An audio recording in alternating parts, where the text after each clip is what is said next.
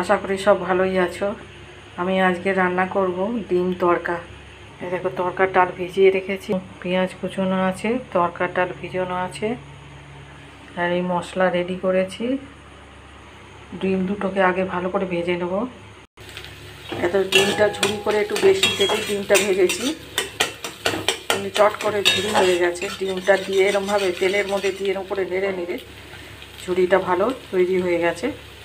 এবার কারি পাতা, তেজপাতা, শুকনো লঙ্কা ফোড়ন দিয়ে, গরম মশলা একটু ফোড়ন দিয়েছি, এলাচ, লবঙ্গ আর দারচিনি ফোড়ন দিয়ে পেঁয়াজগুলো ভাজতে দিয়েছি। পেঁয়াজ রসুন আছে একসঙ্গে। ডালটা একটুখানি নেড়ে নিচ্ছি এর সঙ্গে।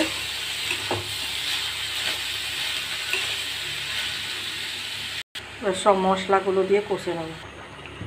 ফুটে গেছে, জল দিয়েছি। দেখো, তড়কা রেডি হয়ে গেছে।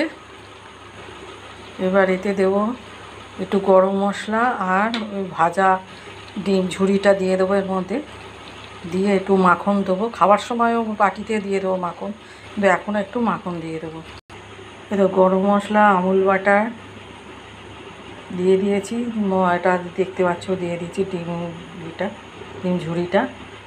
এবার রুটিটা হলে রুটির সঙ্গে গরম গরম সঙ্গে বাটার, তারপরে আমরা একটু আরেকবার দিয়ে দেবো। ওই যে রেডি আমার তড়কা রুটি, সঙ্গে পেঁয়াজ, কাঁচা লঙ্কা, মধ্যিখানে মাখন। কেমন হয়েছে একটু জানিও, সবাই খেয়ে বলো।